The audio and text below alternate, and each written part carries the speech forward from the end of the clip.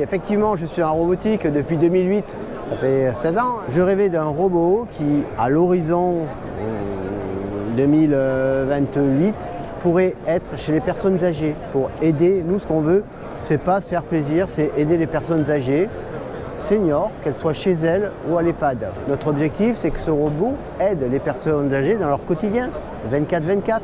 Leur servir un repas, leur apporter les médicaments, desservir les plats, leur rappeler les choses. Pour les personnes âgées, c'est un horizon un peu plus lointain. Il faut beaucoup de fonctionnalités, c'est un robot plus complexe, il va rentrer chez les gens sûrement. Donc là, il y a un peu plus de choses complexes à développer. Par contre, il y a des marchés beaucoup plus accessibles immédiatement que sont l'hôtellerie. Remplacer les minibars, parce qu'ils ont un souci aujourd'hui, c'est la transition énergétique. Il faut qu'ils virent tous ces minibars de leur chambre, qui consomment, qui ont des gaz polluants. Et ça, c'est des marchés immédiats pour nous. Qu'est-ce qu'il sait faire? Déjà, il a un bras unique. Alors pourquoi qu'un seul bras? C'est une question de coût. Vous mettez deux bras, vous avez quelque chose de beaucoup plus cher. Donc nous, on veut faire un robot accessible financièrement. Il est très peu cher, ce robot. C'est vraiment très peu cher. Et il est capable de saisir tout type d'objets classiques, notamment les boissons, les assiettes, tout ce que vous souhaitez. Mais aussi, il roule, évidemment, il évite tous les objets, il ne se renverse jamais, il ne touche jamais personne, ni aucun animal, ni aucun autre robot. Et surtout, il prend l'ascenseur, il frappe aux portes. Enfin bref, il commence à faire tout ce que peut faire un robot qui est nanti d'un bras. Donc on peut dire qu'il commence à faire une première fonction humaine, beaucoup moins évoluée que la nôtre, parce que notre main humaine, Dieu sait si elle est évoluée avec sa sensation, sa tactile et puis sa dextérité, mais il est capable de faire certaines choses déjà sympathiques. Quand vous n'allez pas payer un coup à boire au robot pour discuter avec lui, c'est pas ça l'objectif. L'objectif, c'est qu'il vous remplace dans des tâches très usantes.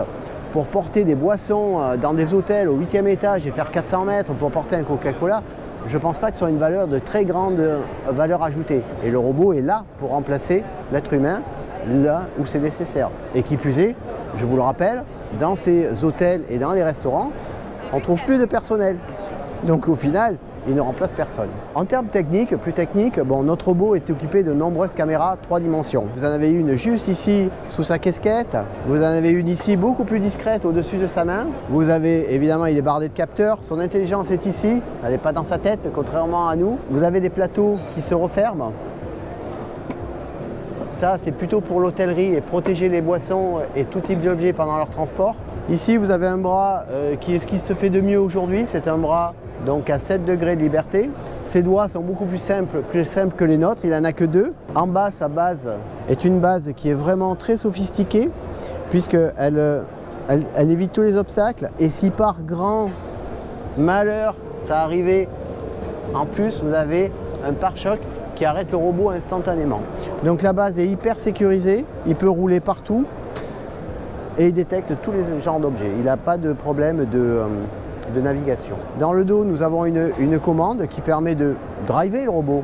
Dans certains cas où il est en collaboration avec l'être humain, donc il agit un petit peu comme un commis de salle pour un restaurateur par exemple.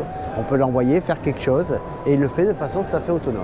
Nous finissons juste la R&D de ce robot. On attaque la période commerciale. Il sera disponible au premier trimestre 2025 et notamment sur le premier marché qui a beaucoup de succès pendant le salon, c'est le remplacement des minibars puisque effectivement c'est une fonction qui était attendue par tous les hôteliers.